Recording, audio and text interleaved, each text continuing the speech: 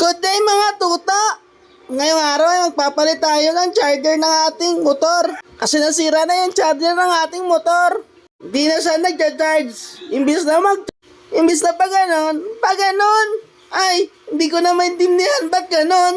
Ano ba kayo? Ba't kayo ganon? Bago nyo muna malagay yung charger, tanggalin nyo muna yung kaha. Ano kayo? Robot? Ay, natanggalan natin yung cover ng ating motor at dyan lang yan nakalagay. Medyo may butas na po yan sa jack. Klase na lang.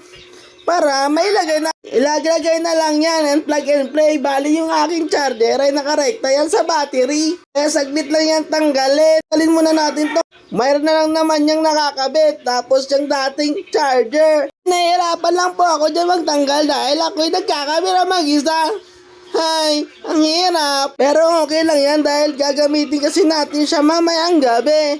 At babiyahe tayo. At mga ilang minuto, mababaklas din natin yan. Doon nakakabit pa yung isang wire. Nag-charge ako ng cellphone, imbis na pataas, bababa. Yuyu di punggol. At yan pala yung pagkakabitan natin, balilekta na po. At yan ilalabas na natin. At ipapasok na natin ang bago. Diba? Saglit lang. At dito, nakuha na natin. At akala ko, sira. Hindi siya gumagana.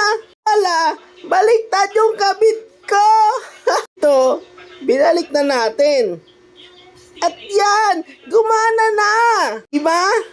Yung kalokohan kanina, baliktad pala yung wiring. At yan, tetesting na natin kung nag-charge talaga. Up. Nakikita na natin. Ano nangyari? Ba't wala?